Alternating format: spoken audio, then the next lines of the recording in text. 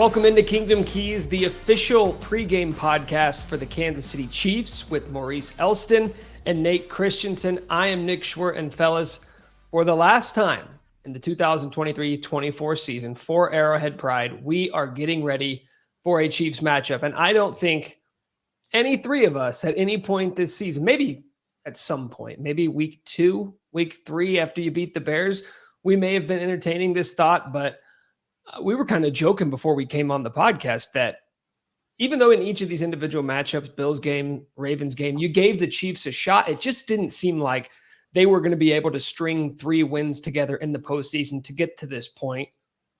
But here we are. So I guess we're playing with house money. If we want to make a Vegas reference, getting ready for a Super Bowl rematch from a couple of years ago. How you fellas feeling? Yeah, I certainly did think they would be here. I picked against them twice in a row. Yeah, remember. Look, I didn't think. I said this 2 weeks ago. I thought the more I thought about the Chiefs-Ravens game, I thought the Chiefs had a chance. I also picked the Ravens because I thought the Ravens were one of the best teams I'd ever seen, and I don't think I was wrong. I really don't.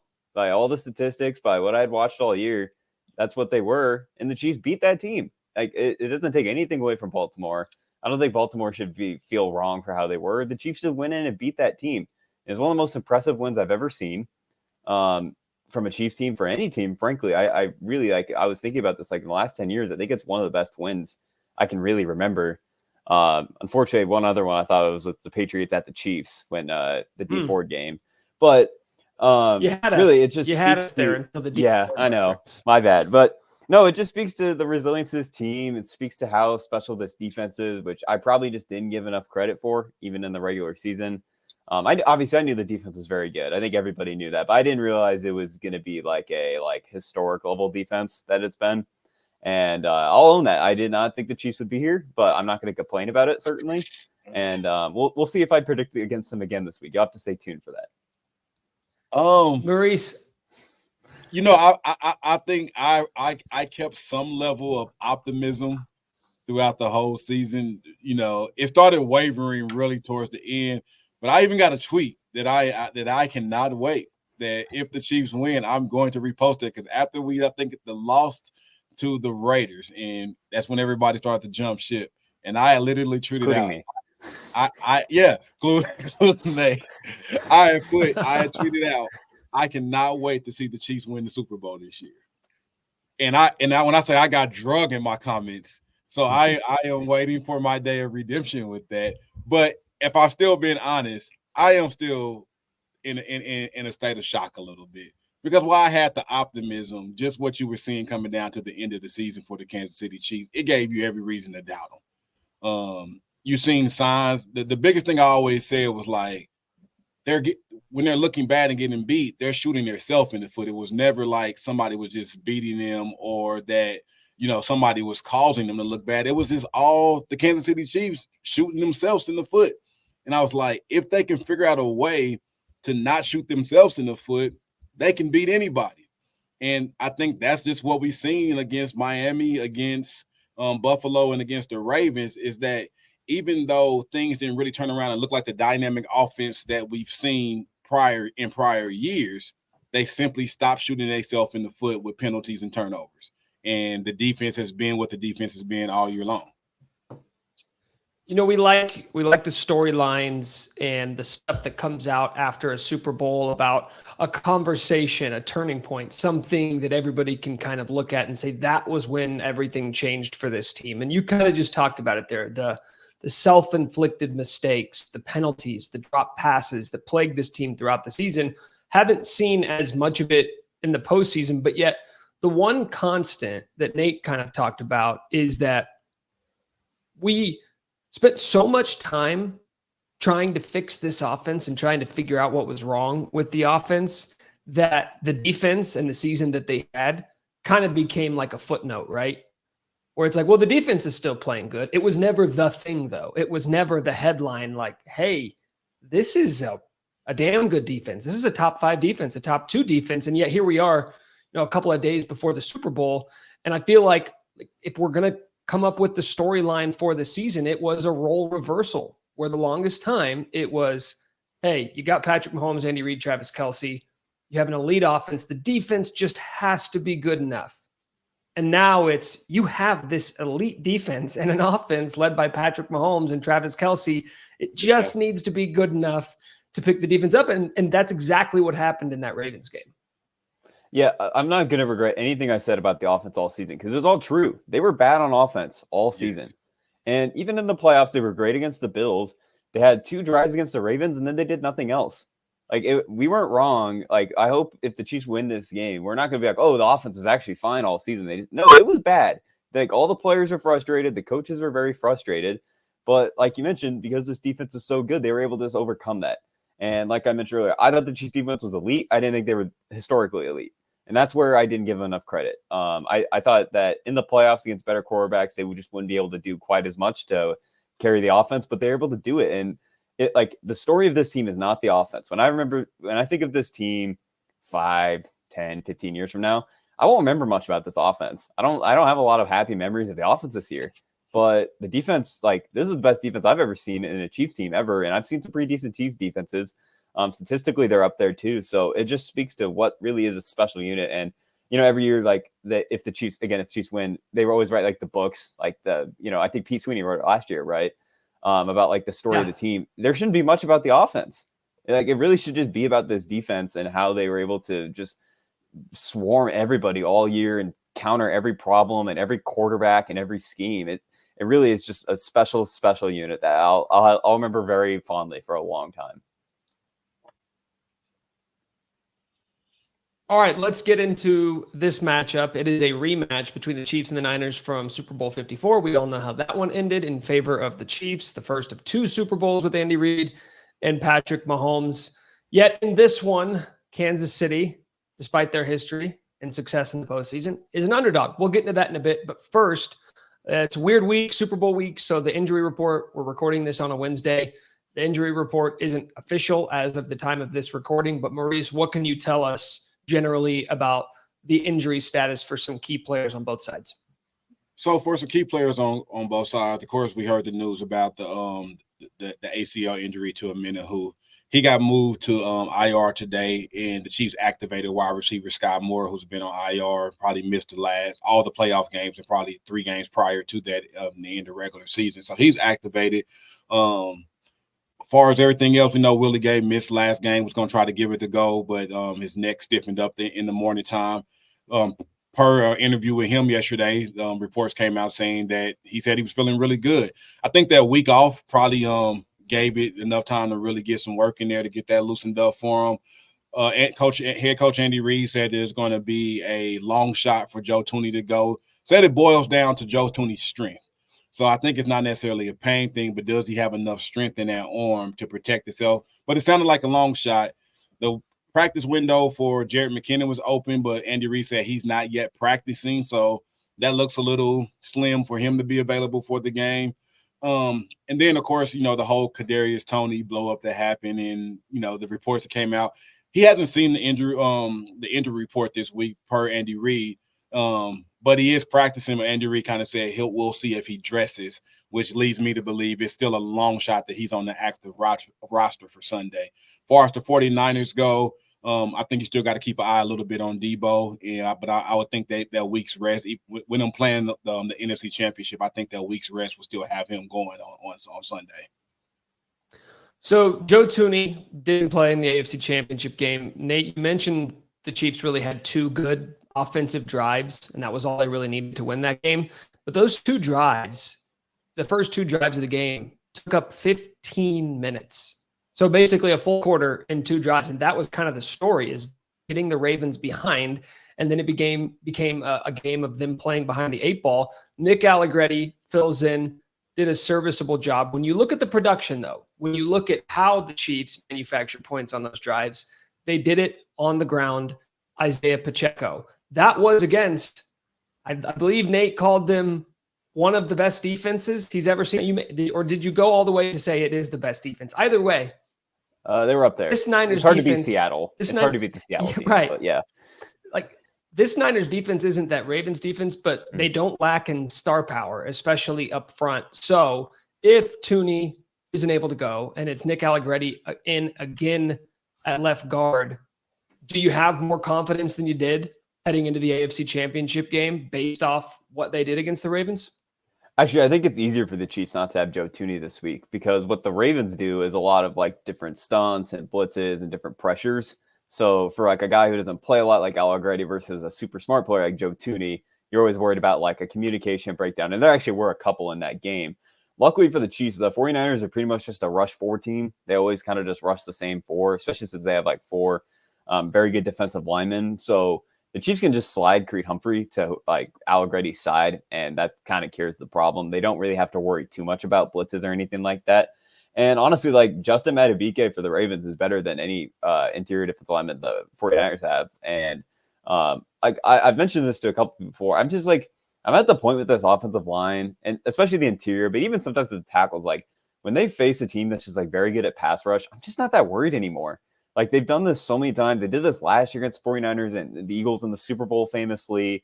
They always did this versus the Bills. They, the Ravens got some decent pressure in the second half of that game, but the Ravens had 60 sacks in the season, and like it wasn't that bad 2 weeks ago. So I'm just kind of at the point where like obviously Joe Tooney is a valuable player and you wish he was out there, but like it just doesn't like affect my mindset of the game very much anymore.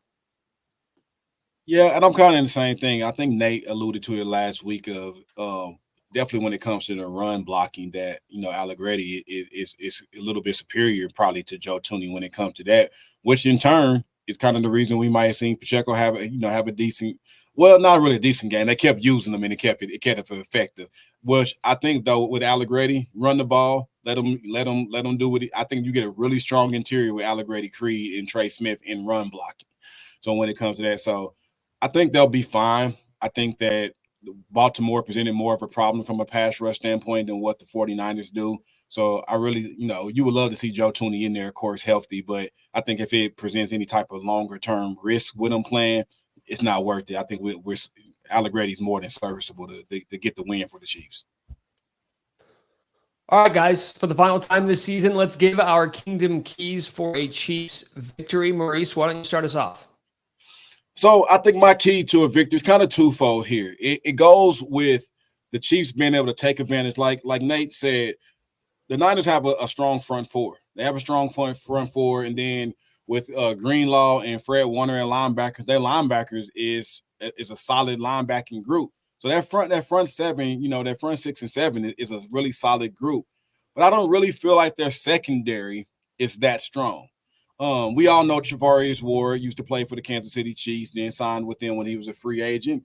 He's serviceable. I still don't think he's the shutdown corner. I don't think he is that. I feel like, definitely with him playing here for the years that he played, Andy Reid and the offensive coordinators and all of that definitely know how to scheme against him, know where his weaknesses is, know how to get him in a bad position. So he's better against like the bigger wide receivers, and the Chiefs really don't have that getting put out there for him to have to be able to use his length and stuff like that. I think Rashee Rice can definitely, have his way against Ward, right? So I think that the Chiefs attacking that secondary, run the ball, because you got to keep them honest, right? And Pacheco and the offensive line that seem to be able to find holes and do what is needed in that. But I feel like attacking the secondary and somehow turning that into second half touchdowns. Start fast like they've been doing, but turning that into second half touchdowns, they have to find a way to score in the second. I don't think they can go scoreless like they did against the Ravens in the second half and win this game on Sunday. So I think the key is going to be finding ways to attack the secondary of the 49ers and letting that turn into some second half points for the Kansas City Chiefs. And I think that'll be a good key to them walking out with another Lombardi trophy. See, that's kind of scary, Maurice, because when you talk about putting points on the board, finishing in the red zone, that's been a talking point that we haven't really touched on or needed to touch on during the postseason because we haven't had to focus on the negatives. But that's a little scary when I get it. It's the Super Bowl. Stakes are high. You have to be at your best. But we haven't really seen this offense do that consistently all season long. Yeah, it's been I like it's hard to even find the words to say for it because it's the truth. Like red zone offense has been a problem, turnovers in the red zone, penalties in the red zone. But I really feel like definitely the second half, I think they put up 10 points in the second half against the Dolphins and 14 points in the second half against the Buffalo Bills. If they can find that, and get there. I don't think the Chiefs win this game with 17 points. I think it's going to take a little bit more to win this game, just because the type of offense that they're facing on the other side of the field. But I think if they can just find a way to execute, and honestly, even in the second half, if that can turn into 2 or 3 field goals and, down there, just to keep adding on to if we're able to jump out to a good lead, it's going to be, beneficial. Nate, what about you? What's your key this week? Yeah, so a lot of the discussion will be about the 49ers offense versus the Chiefs defense, because that's definitely the premier side of the ball in this game. That's going to be an awesome matchup. And the 49ers offense is just it's amazing. I mean, I think that this is one of the best skill position groups I've ever seen. When you combine Kittle, Debo, Brandon Ayuk, Christian McCaffrey, they just have so much talent on the perimeter.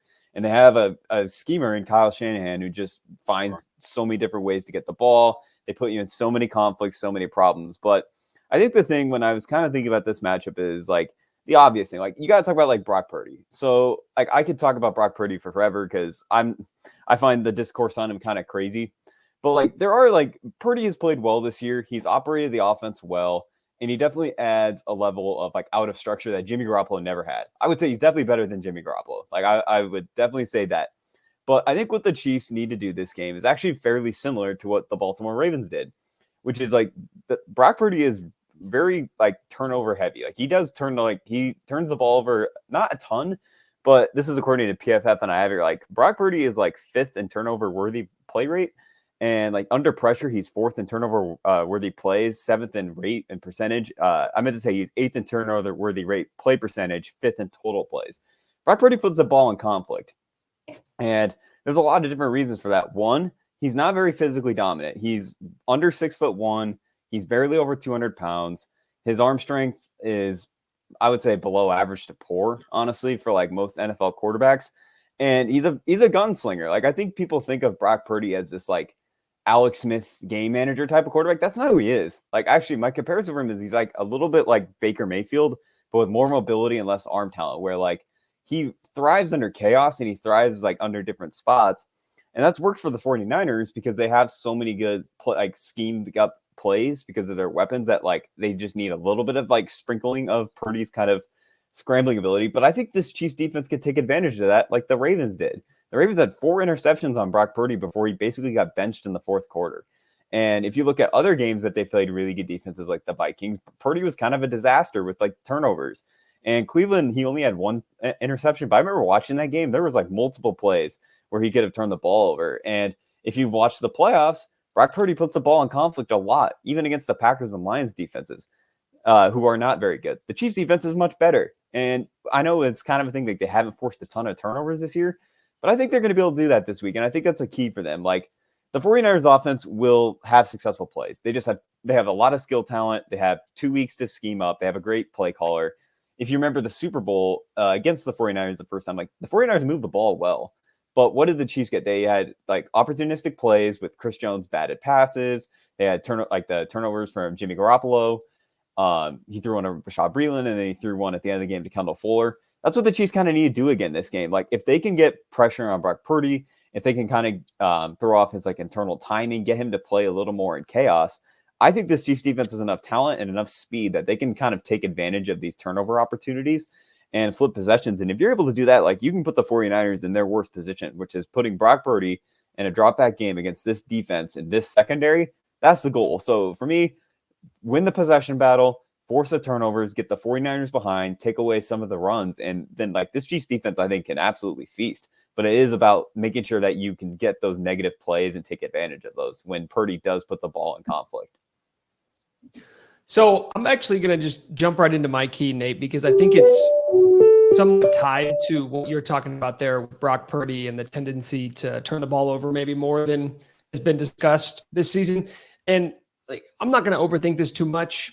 You're right. They have the best collection of skill players I've probably ever seen. But aside from Patrick Mahomes, Christian McCaffrey is going to be the second best player on the field. And I get it.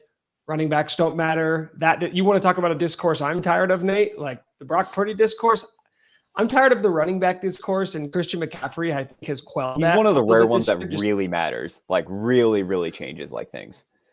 And it's not just him. I mean, he is an incredible talent but it's the pairing of him with Kyle Shanahan, who, as you just talked about, is one of the best schemers that we've seen in the last 10 to 15 years in the NFL.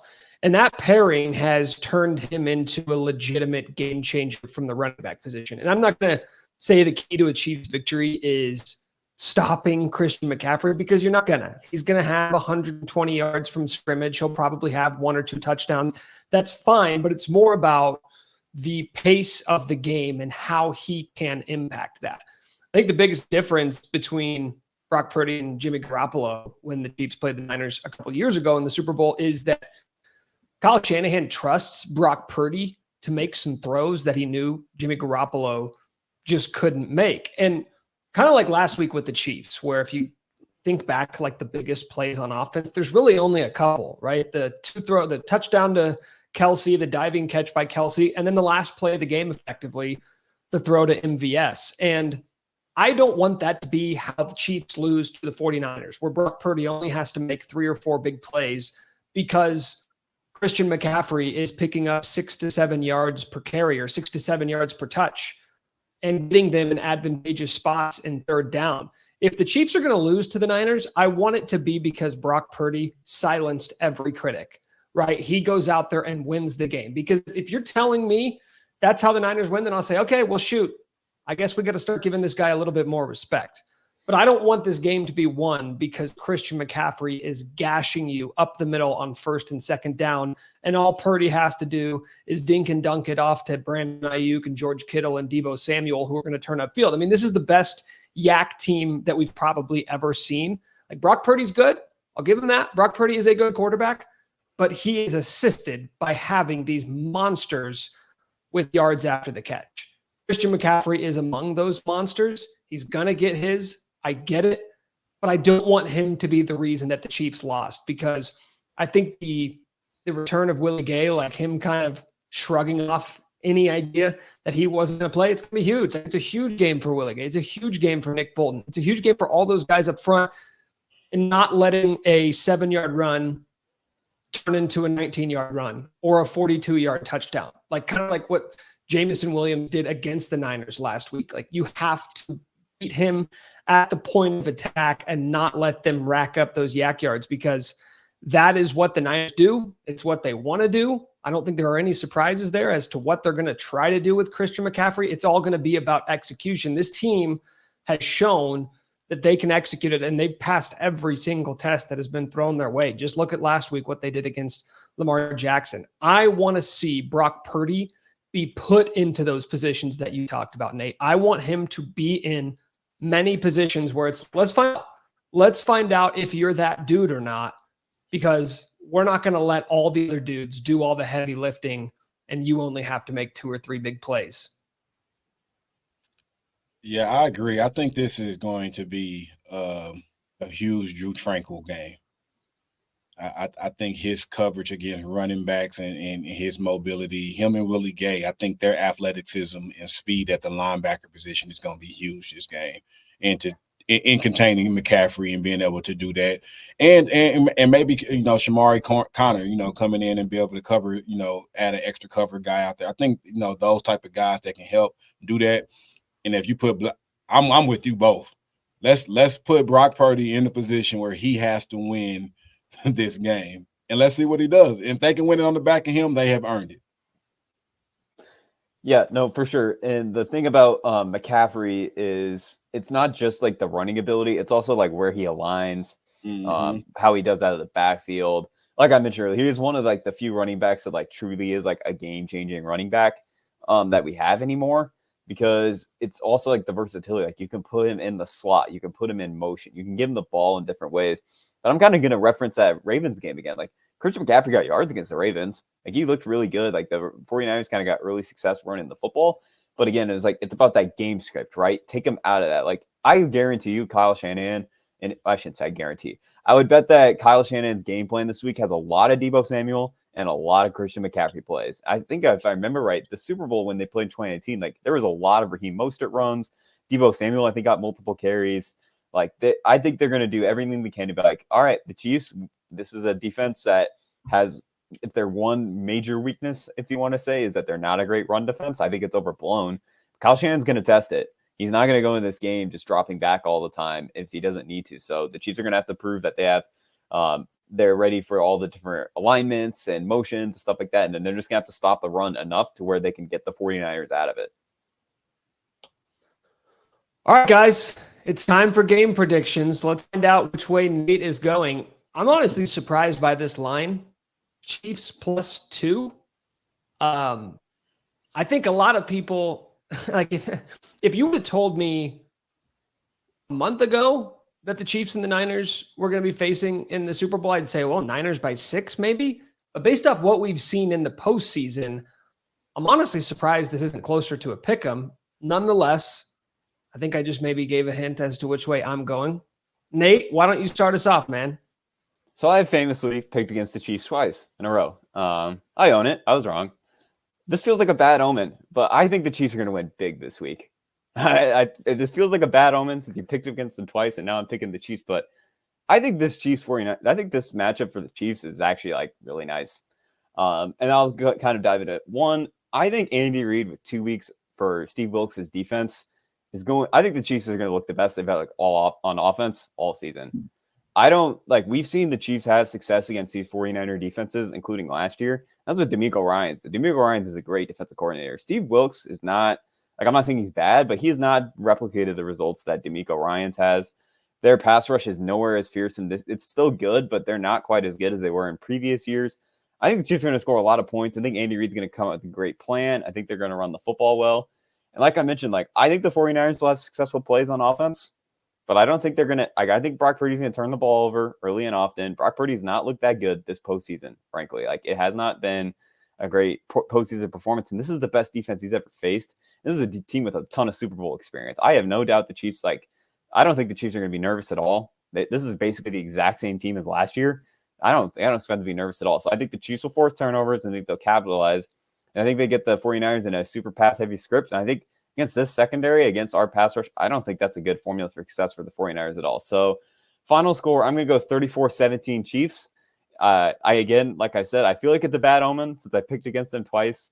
But ultimately, at the time, I thought the Bills and the Ravens were going to beat the Chiefs, and I wasn't going to lie about it. And I'm not lying about this. I think the Chiefs this is a great matchup. I think the Chiefs are going to come out and really I think this is a matchup that they're going to win, and I think they're going to win convincingly. I really do.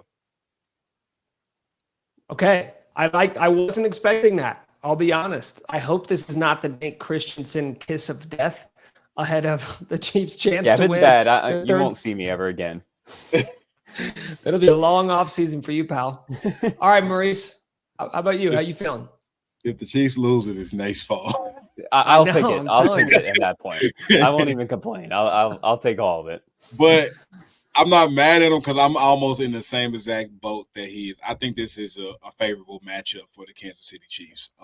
I really do. I was I won't say afraid, but I was a little bit more worried if we would have had to come up against Detroit in the Super Bowl.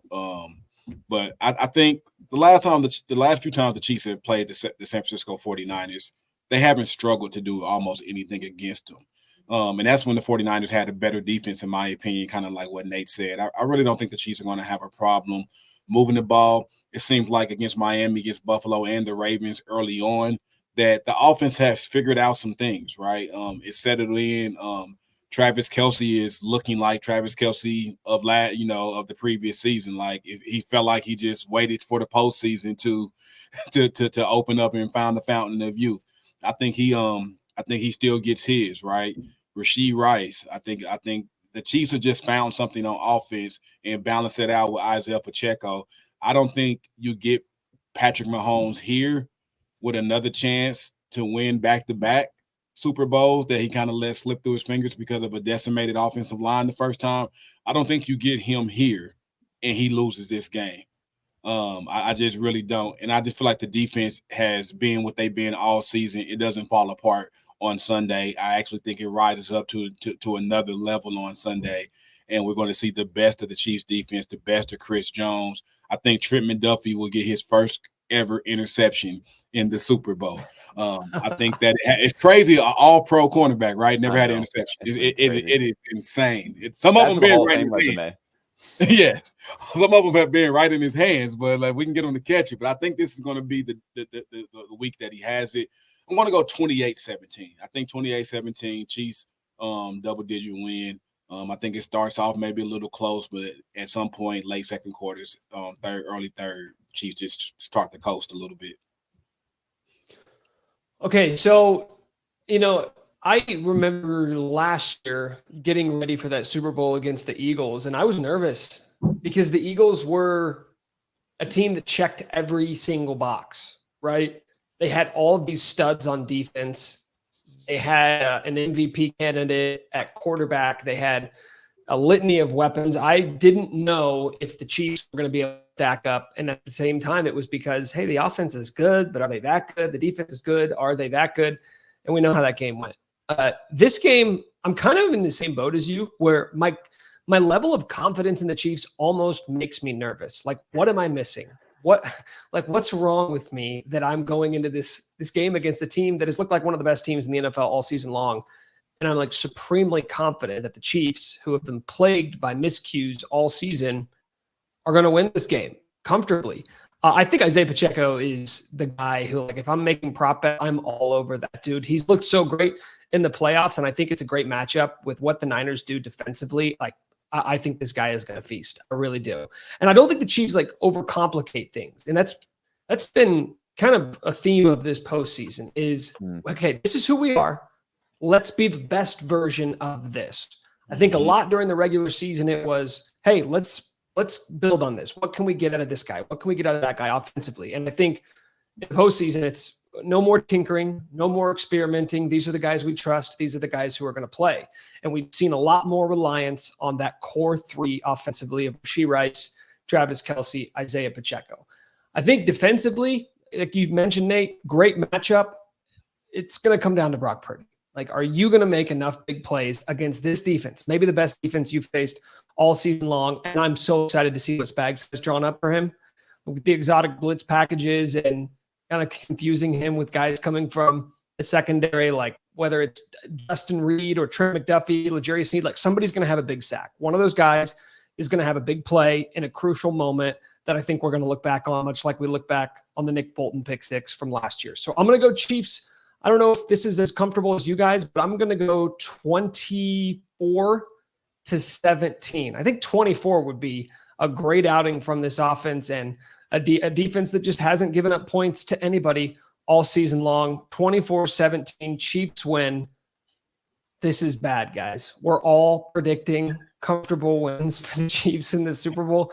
Like, I like the vibes on one hand, but it makes me a little nervous. Everyone can just blame me. I'll take it all. I won't see it. I'll just stay offline. I'll go into a mountain or something until next year. But everyone can blame me, and I am about to tweet it out right now. If the Chiefs lose Sunday, it is Nate's fault. Okay, so we're all in agreement. Hashtag blame Nate. He can go on a darkness retreat this offseason. I might need one at that point. Rethink how he's going to attack next season. Fellas, it's been fun. I am so happy that we got to do this many episodes. I didn't think we'd get to this point. It's been a blast doing the show with you guys this year. Thanks to everybody for listening. Hopefully, the powers that be at AP will bring us back for another season next year. So enjoy the Super Bowl. If you haven't already, subscribe, rate, and review, and we'll talk to you guys next time.